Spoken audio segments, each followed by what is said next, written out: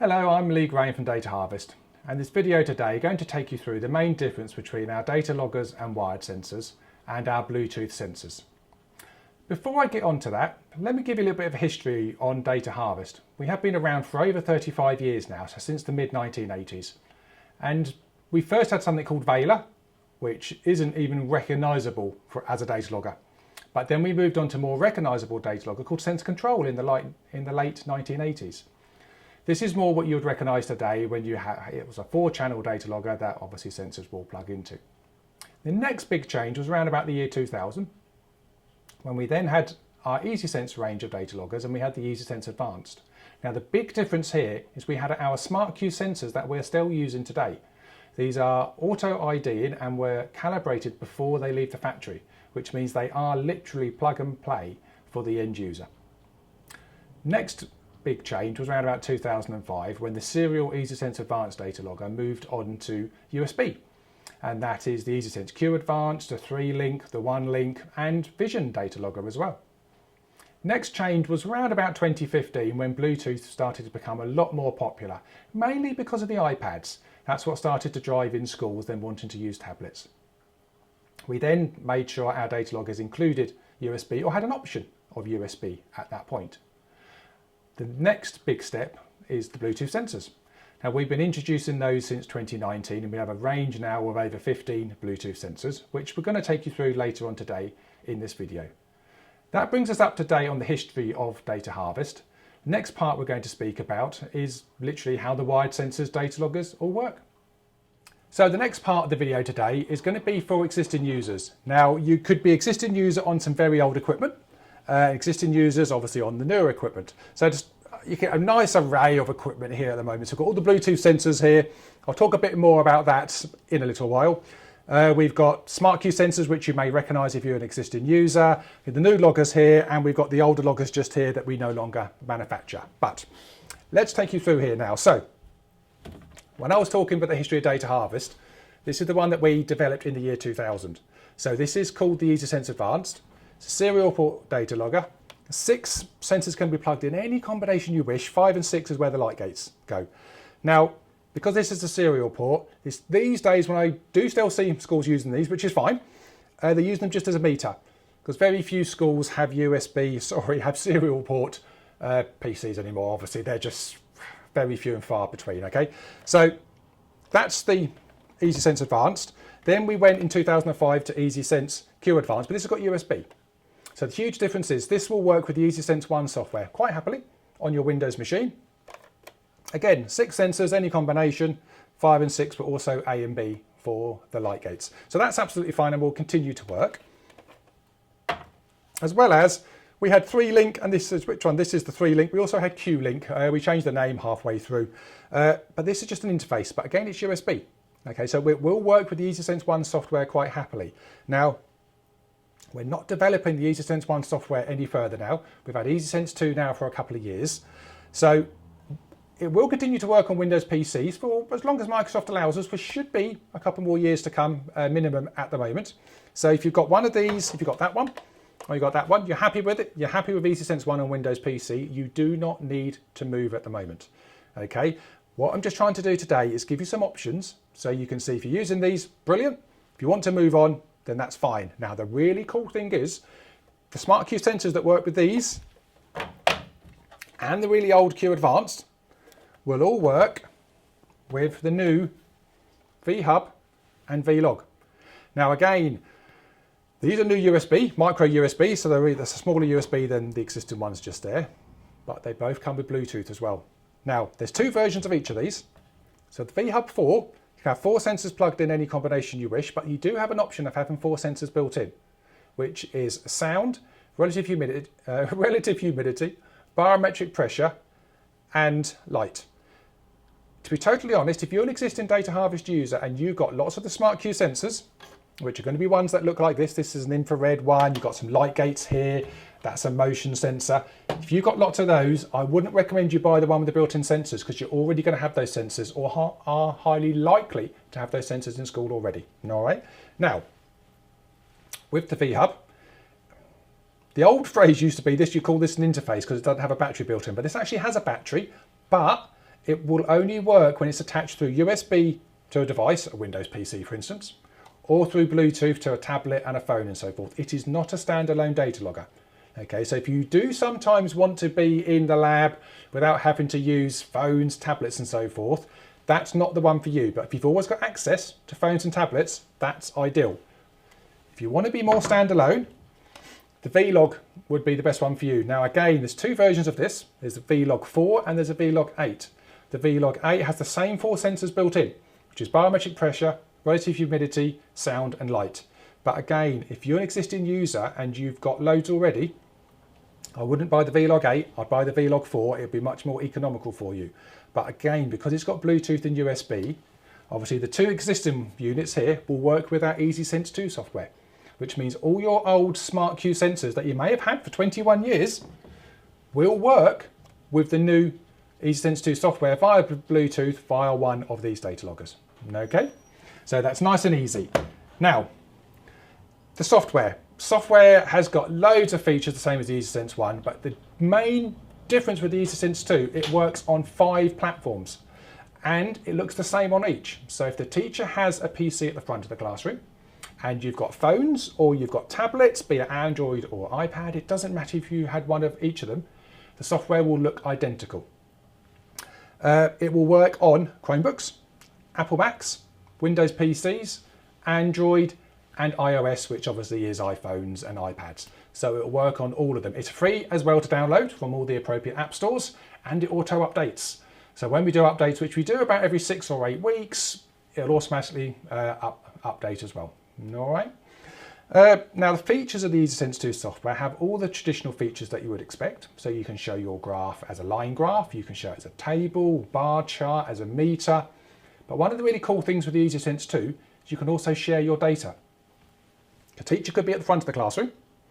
Then you could have all your students within the classroom. And if you wanted to do an experiment at the front, which maybe is a more complex experiment or with a more expensive sensor, so you've only got the one of them, you can share your screen. Mr. Jones, Mrs. Jones can share the screen at the front to all the other students within the classroom, and they get exactly the same data as you, which means they can now analyze this, do everything they need with that, and it just makes life a lot easier. I could now take you through the software on here, but we've got a nice video. It's going to take you through all the main parts that's already been done. So we're now going to go to a video that's about 5 or 6 minutes and shows you all the main advantages of the EasySense 2 software.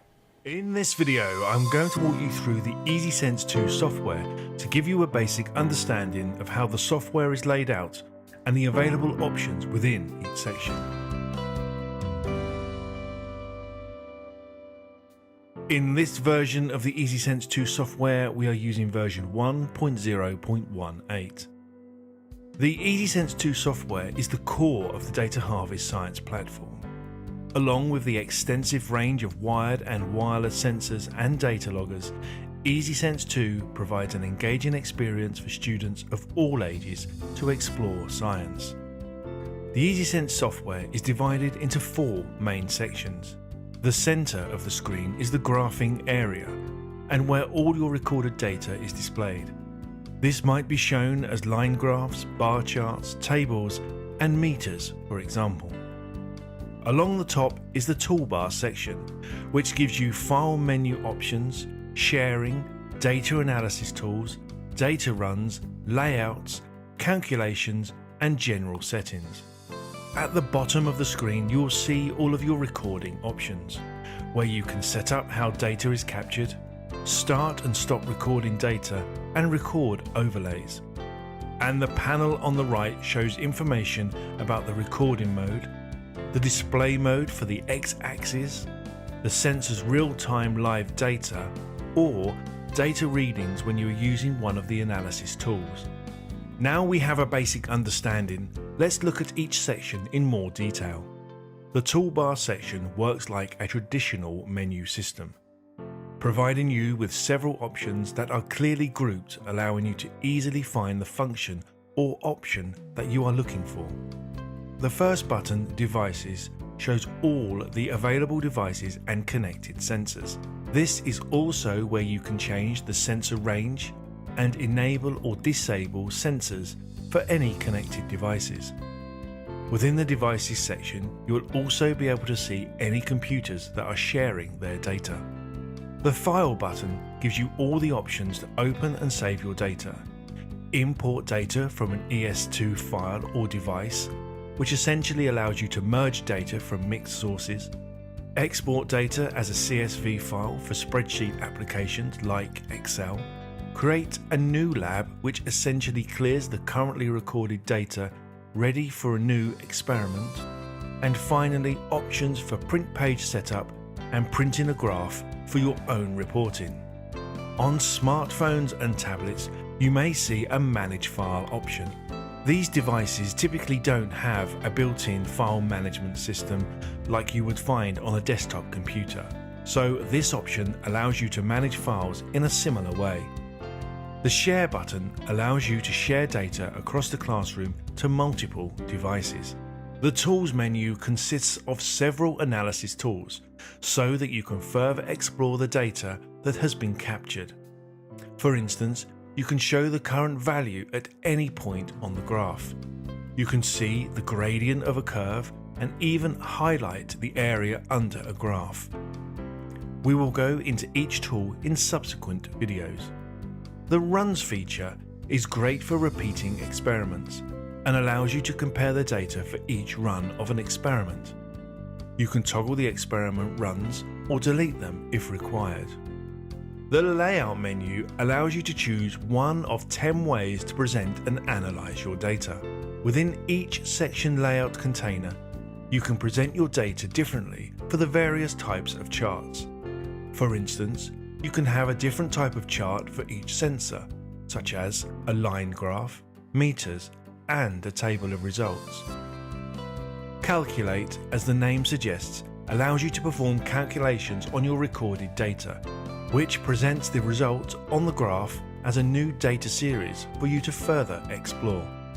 The Settings menu will give you options to configure the EasySense 2 software to your liking, such as toggling the toolbar and changing the language of the software. Let's now look at the graphing area. This is where all your recorded data will be presented to you. Once you have connected a device to the EasySense 2 software, several options become available to you based on the type of chart that you are using to display the data. For instance, X and Y options on the graphs and bar charts. The charting area allows you to change the type of chart and the options for each type of chart, such as the chart's title, to zoom or display grids.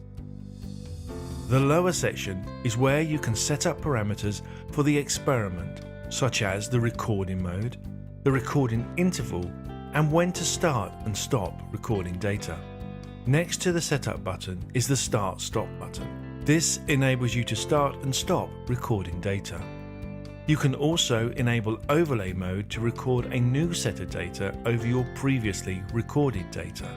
The final section on the right gives us 3 main option panels. The first item describes the recording mode. This can also be changed using the setup options here. By default, the software is set to continuous recording mode. The next box is the display mode. This shows you how the data is presented on the X-axis and can be changed from time to reading. And finally, the next item shows you the live, real-time reading from each sensor. Or it will show a reading whilst using one of the analysis tools. As an example, if we click on the Values tool, you will see the value from the sensor as you click on the graph. Or if you click on the Area tool, it will show you the area under the graph. So that completes our introductory walkthrough the EasySense 2 software. If you have any further questions, please feel free to contact us through our website at www.data-harvest.co.uk. Thank you. Next part of the video today is going to explain to you how you can use the new Bluetooth sensors with your existing Data Harvest Bluetooth loggers as well. So you've got the Bluetooth sensors just here, you've got existing loggers as I said. So for instance, if you had one of the Vlog, there you go, so you had the Vlog 4 loggers just here, I can just go and plug in on this one for instance, which I'm sure you, if you're an existing user, you've got your lead, plug it into your infrared sensor here, turn Bluetooth on here and connect this to your tablet, for instance. You then think, actually, I've got the infrared sensor plugged in, I want to use temperature as well. So you can now Bluetooth your Bluetooth temperature sensor straight to your EasySense 2 software as well. So you can have that with 4 sensors plugged in if you really wanted to, and a Bluetooth sensor all on the same graph at the same time. We want to keep working with existing users as long as the software and the technology allows us to do so. That is a really, really cool part. We haven't discounted the older people and the older users because that's just something we do not want to do. We make a conscious effort to make sure we keep you going as long as the technology will allow us to. So you can have VLog and the temperature, as I said, plugged in together with the new EasySense 2 software. Now, if you're an existing user and you want to buy some Bluetooth, that's fine. You may not be, would you believe there's still schools out there that don't have any data logging at all, or it's hidden in a cupboard and it's very old. The most common thing is the most enthusiastic teacher bought loads of data logging, they moved on, it hasn't been used for the last 10 years and it may well now be out of date. So it could be your best advantage to actually go the Bluetooth route. Now, if you go the Bluetooth route completely, loads of options on this. The disadvantage with Bluetooth, you've always got to have a device present. So you've always got to have a phone, your tablet, a PC, Apple, Mac, Chromebook, whatever you want, you've got to have something attached. Obviously with a logger, you can use existing smart queue and you can be standalone by itself. But there are so many tablets and phones that when the students have been allowed to use them in school at the moment. So to give you an example on here, we've got pH, the most common sensors by a mile at the moment, pH and temperature. They're used massively in all areas. Obviously with the change in the curriculum at GCSE and A-level, huge concentration on having the pH working on there. And of course you take the little bottle off the bottom on there. I'll come back to some tips on pH when I'm going to go through experiments shortly, just so you have an idea. I'm going to go through temperature, not necessarily temperature, I'm going to do pH, light gates, some of they're the most common ones that we're just going to take you through and how they work. As I said, pH, temperature, we've got gas pressure on here. That's the most gas pressure, Boyle's law with the new A-level. So you can actually attach a tube onto here, a syringe, push it in. Going to do that experiment for you as well. And that's really cool and easy to do as well. We've got magnetic field. This would pick up the Earth's magnetic field. It's got 2 ranges, 5 milliteslas and 130 milliteslas. So you can literally put it, if north's that way, you can then turn it live from one to the other and you can see it on the graph. It go down, come back up again. That is absolutely superb to be able to pick up the magnetic field of the of planet Earth. So that's a good one. We've also now done current and voltage combined. Quite often you use the two together. We have 2 ranges. We have the 5 volt and the 20 volt, and then they have 1 amp and 100 milliamps, and they are very good as well. So we also have oxygen, CO2, so they are superb as well as our sound sensor here. We've got blood pressure, we've got fast temperature, we've got K-type thermocouple, there's all sorts. Really good because you can plug and play very quickly. And to show you how easy, USB and Bluetooth, I press the button for a couple of seconds, that now starts to flash. That's now broadcasting and will broadcast for 1 hour. If you don't attach to it, it just switches itself off. It's as easy as that. But the good thing is, these batteries in here are 1.3 lithium ion battery. Take around about 4 hours to charge if you are completely flat. But once you've charged it on the pH and the temperatures and the most common ones, it will last for 6 months. You won't have to charge it again for a minimum of 6 months, which works exceptionally well indeed. All right. So Bluetooth sensors, easy, versatile, literally turn it on, you can be up and running within 15 seconds, very quick.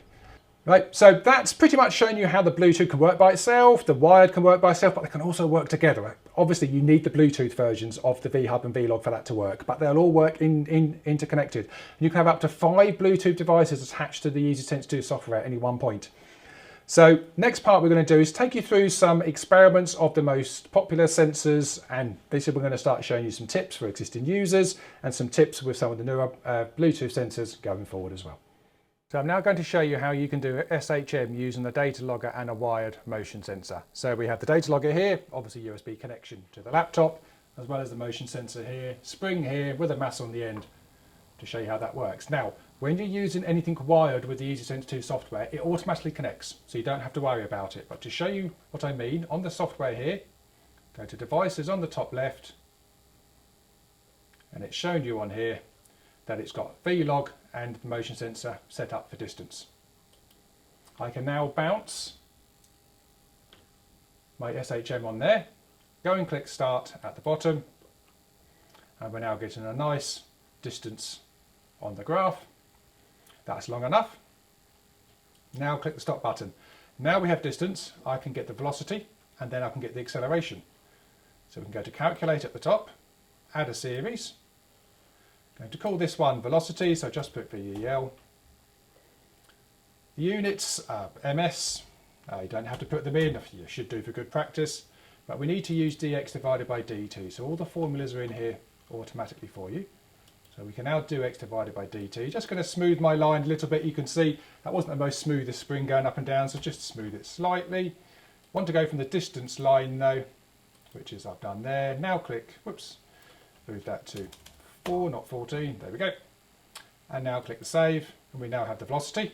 Now we have the velocity, we can go back again, add another series, and this time we can do acceleration.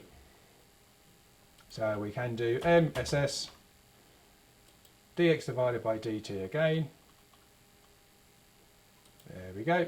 Again, just average that out very slightly. But this time, not from the distance, I want to go from the velocity line.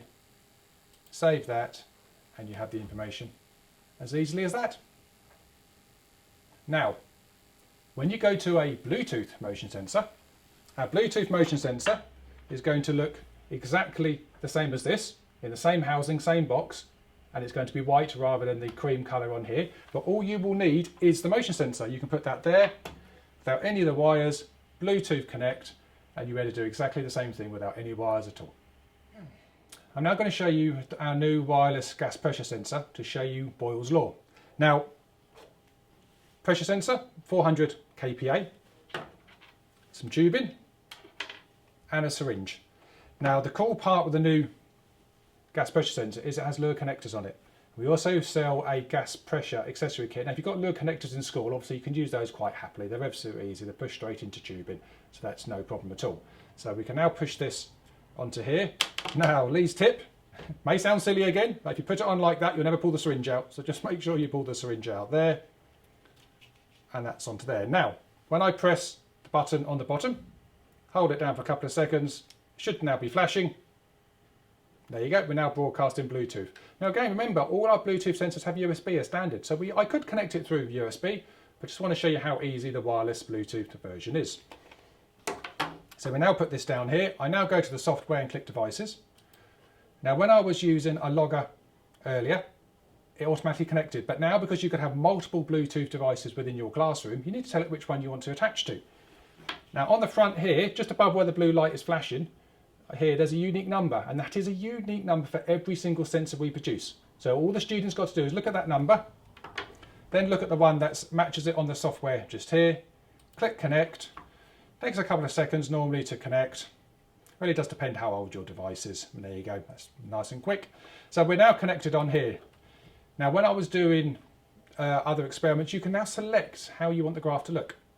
So on the layouts at the top here, I want two layouts. Sorry, two graphs on the one layout.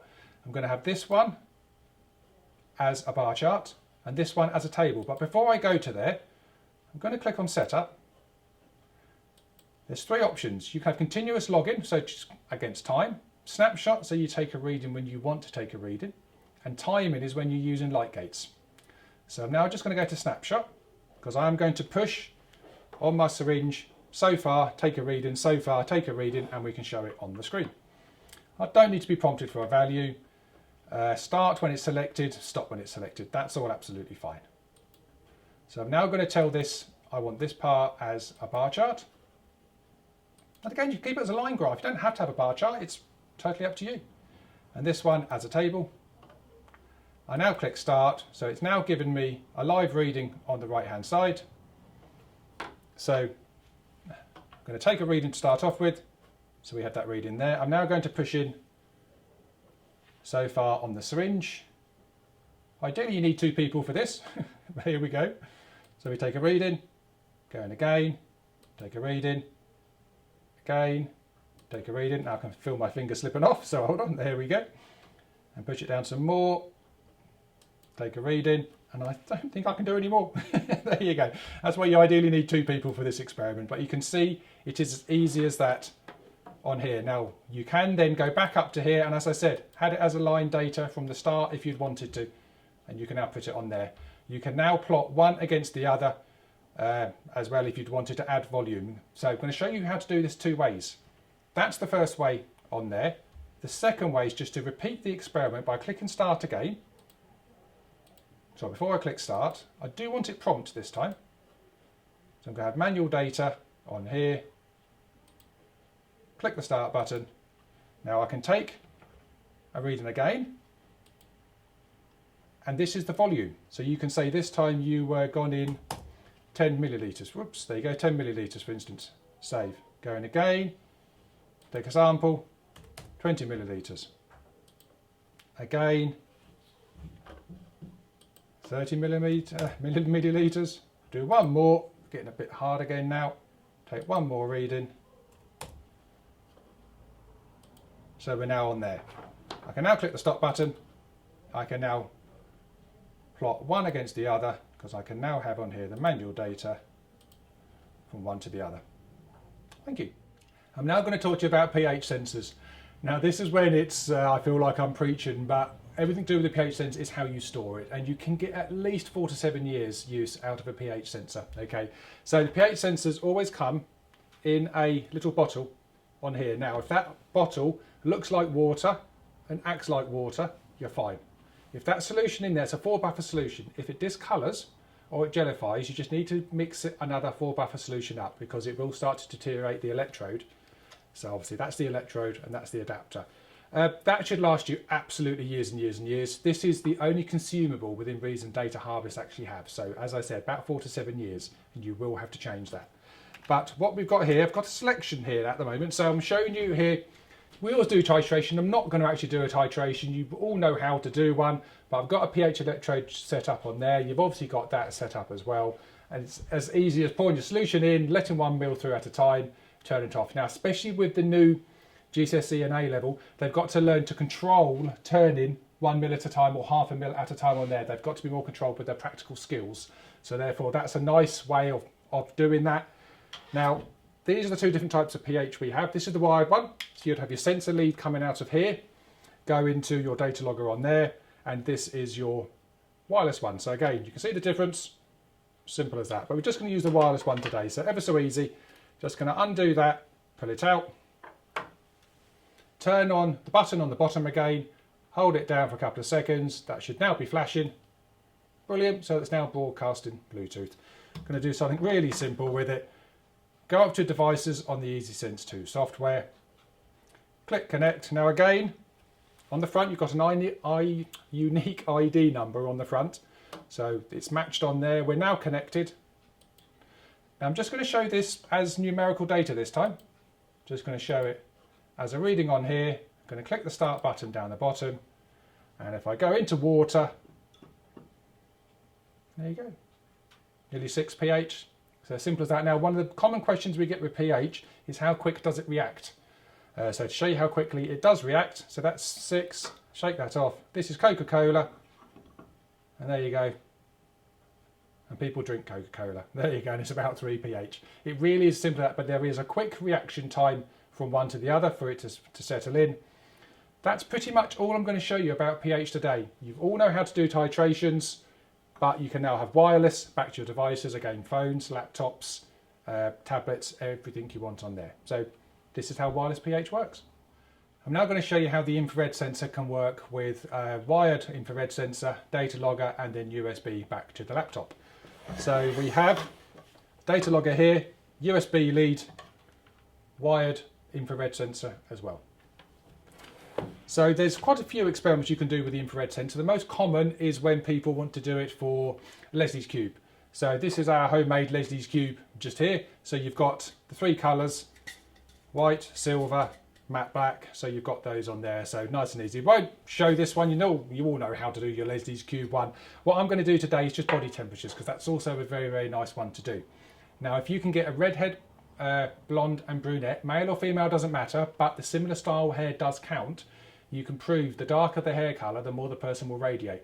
and it's a really nice one to do. Along with clothing, I've got a double cuff here, I've got a single cuff. I'm just going to do different parts of my body, and you can see how easy it is and how reactive the infrared sensor is. So we're already connected through USB. So on the EasySense 2 software, if we go to devices, we're already connected. As you can see, it shows the V-log and the radiation, which is the infrared sensor. I can now go and click start, and we have the infrared sensor on here. I can go to my nose and we can have a reading. I can go to my forehead, we can see it going up. I can go to my chest on there, my double cuff and my sleeve. Now there's one way to show it as a graph, but the graph in this occasion is not the best way to show it. So we can stop this again, go and click on setup, and we're now going to do snapshot. So we can take a reading when we want to take the reading, and this is how you'd also do it with the Leslie's cube. So change that to snapshot. So don't save, there we go away, thank you. So I'm now going to have snapshot on here. I won't need to be prompted for the readings, that's absolutely fine. Click on here, but I am going to have this again as a table.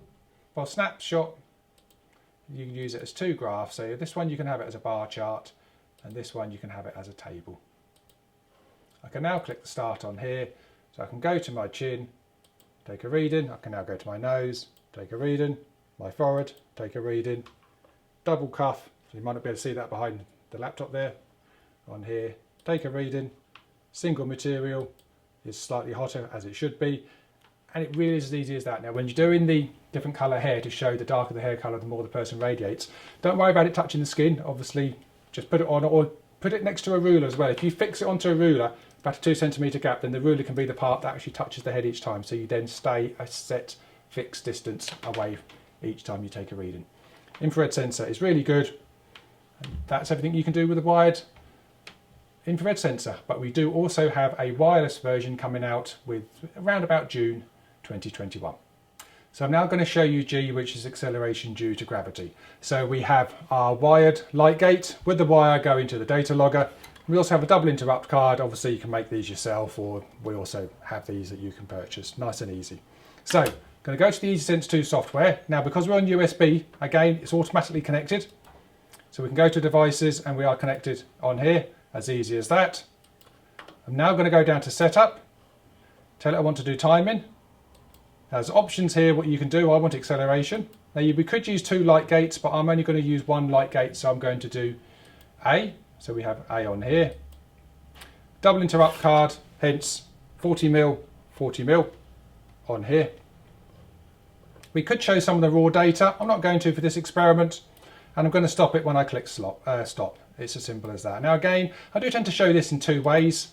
I like to show it as a bar chart on the left and then as a table on the right. So if I now click start, go up to here, drop this through. Now the tip with the light gates work by an infrared beam. So tip number 1 is stay away from direct sunlight. It will affect the beam, flood it and stop it working. Also the best colours to pass through are black, dark brown, dark blue. If you use whites or yellows, it will reflect off the beam and not necessarily break it.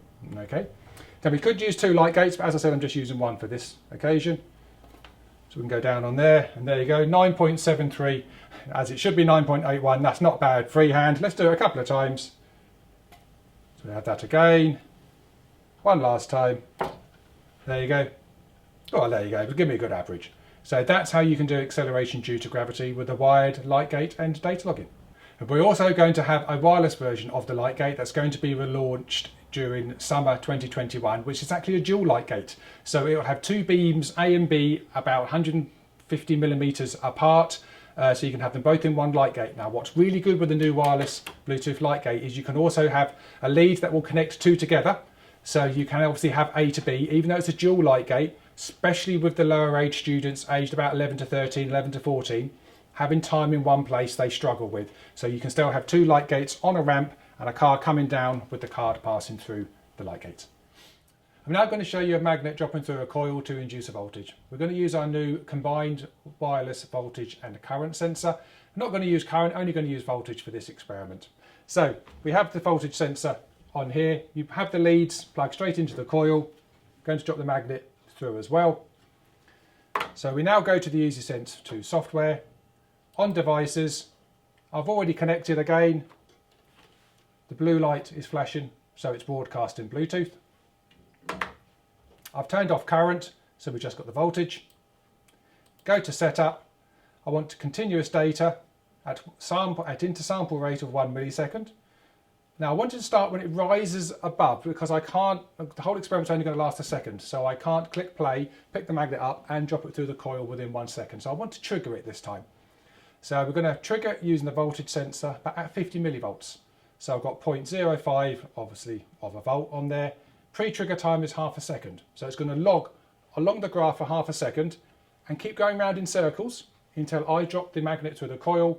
Then it will trigger it. Remember, 50% before the trigger point, 50% after the trigger point, and show all of that on the screen. So let it log for 1 second and collect 1001 samples. I now click the start button, drop this through,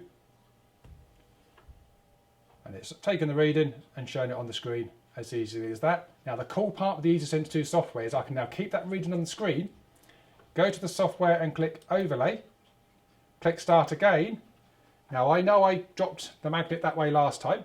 I'm going to reverse the pole, try to do the same distance, same height should I say on here, drop it again, and we can now show that on there as well. Now once you're on that, there's loads of tools on the EasySense software. You go to tools at the top, click values, and you can start to take the reading anywhere along here, and it's showing the reading on the right hand side here as well. So it's as simple as that, from one to the other. So you can see those. You can then show the area of the graph as well to show, even though the bottom of the peak is lower and therefore a higher voltage at the bottom than it is at the top, you can show the area in this both is the same. So I'm now going to show you Newton's second law using 2 light gates and a dynamic system. So we're going to be using a wired data logger here with wired light gates back to the laptop. Obviously have a trolley, a cart on here with mass on the end just here. We'll drop that, go from one light gate to the other. So we're going to do velocity at A, then velocity at B, and also show time in between. Therefore the students can then work out acceleration themselves. So on the software to set this up, because we're wired on USB again, it's automatically picked up the data logger and it knows both light gates are plugged in. Go to setup on the bottom left. This time I want timing. I don't want time, I want velocity. Now I want at A, then at B, so it's the bottom one on here. It's a single interrupt card, which is that, which is actually 120 mil, but if you have your own cart and own ramp, you can adjust the size accordingly. Also though, I want to show time from A to B. So we also have that on there as well. So I now click away. I'm going to show this graph again in 2 ways. So I'm going to show it as a bar chart, and I also want to show as a table so we can see those results on there. So I now click the start button, have the mass on the end. So when we're ready, make sure you start from the same position each time. So I'm now going to let go. And we've now taken one reading. Now going to step from the same position again. Take a second reading. Now the tip here as well, the mass on the end here should not hit the floor until the cart has passed through the second light gate, otherwise you will not get the correct readings. So we can see what I'm also doing with the cart here. I'm taking it around. If I were to push it back up, it would break A, and then it would be waiting for B. So the best thing to do is always to take it round. Now start in the same position again. So always do things 3 times. Let that go through. So you can see on the screen now we are showing velocity at A, velocity at B, time in between, and students can now work out the acceleration themselves. Now we are going to have wireless Bluetooth light gates. Again, they're coming out in the summer 2021, and that would mean you could attach the light gates straight onto here instead of these. We're having a connection lead from one to the other, so only one would then connect back to the software, and you would be able to do exactly the same thing without any of the leads whatsoever. Thank you. In late summer 2021, we will actually have a wireless dynamic system. That's going to be a 1.2 metre horizontal track with 2 carts. Now built into both carts is identical, an encoder, an accelerometer and a gyroscope. Now because you have an optical encoder built in, it will give you the distance on the screen Then with the EasySense 2 software, you can show the velocity and you can show the acceleration. So that's an exciting new development for late 2021. So now I've shown you a few experiments. Obviously it's always difficult on a video, but you have an idea now how wired data logging works and how our new wireless Bluetooth sensors work as well. Just going to explain a bit more about the Bluetooth sensors and how easy they are to connect to the EasySense 2 software. So we have an array of sensors on here at the moment, just a selection of some of the ones that we have. They always have USB and Bluetooth built in as standard. They've all got 1300 milliamp batteries. And again, most of the sensors here will take 3 to 4 hours to charge maximum, but will last for about 6 months before you have to charge them again. So what I'm going to do now is, the biggest concern that we're getting from schools at the moment is how will my students know which of the Bluetooth sensors to actually connect to. So I'm going to turn 3, 4, 5 of these on, go to the EasySense 2 software and then show you how you can actually do that. So I'll turn some of these on here just by holding the button down for 2 seconds. Here we go. So we'll put quite a few on, because if you're going to be in a classroom, you can have 10, 15 of these on at once. So we'll turn a fair few on. And there you go. So we've got all of these on here. So at the moment, we've got 1, 2, 3, 4, 5, 6, 7, 8. Got 9 of these sensors all plugged in at once. Now, the good thing with the EasySense 2 software, it will only pick up data harvest Bluetooth devices. It won't pick up phones, tablets, and all the other Bluetooth devices around schools. So I can now go and click on devices, and you'll see it lists only data harvest, but everything is on there as standard. So I'm just going to go to the gas, so O2 in air, and I'm going to connect the CO2 one as well and just show you again how reactive these are, so you can see how easy it is. So that one is now connected. I now go down to, I want to do CO2 as well. So that one will be connected as well. So I'm going to grab these 2 sensors. So they're both connected. Now both of these have pressure, humidity and temperature built in as well. Not going to use those today, I'm just going to use the actual CO2 and O2 sensor. I'm going to go against time, just click start, and you can see both readings are on there. So just going to breathe on those and you'll see they both start to react. And you can see those on the screen as well. Now the oxygen isn't moving very much at all because it's right down on the bottom, but if we now go and click stop, and I turn off my CO2, you can see my oxygen did drop quite nicely there. And if we use the values tool, we can show that it was showing roughly 20.7% oxygen. Now at sea level, you'll get 20.9% oxygen at 21 degrees. So that works a treat. But if we go back to the software now, we can see as I breathed on it, I'm obviously breathing out less. You breathe out about 16%, but I wasn't in a sealed environment, so it only dropped about 0.7%, but you can see how that goes down. But the main thing is each of the sensors have their own unique code on the front. So if you have 10 CO2 sensors, 10 temperature, 10 pH, it doesn't matter. Each one of these is individual, so the student will know which one is theirs, and it makes it easy to connect to. Now, students being students, if they do connect to one they shouldn't do, it's ever so easy just to go back to the software, click on disconnect, and you can then just go back to one on there. So connecting EasySense to the Bluetooth sensors is as simple and as easy as that. Thank you. So thank you for attending this session today online and watching the 30-minute presentation. Any more information, there's catalogues on our website to download. We do Zoom demonstrations and in person when we're allowed to again. But also please visit the website, which is data-harvest.co.uk, and we'll be more than happy to help. Thank you very much.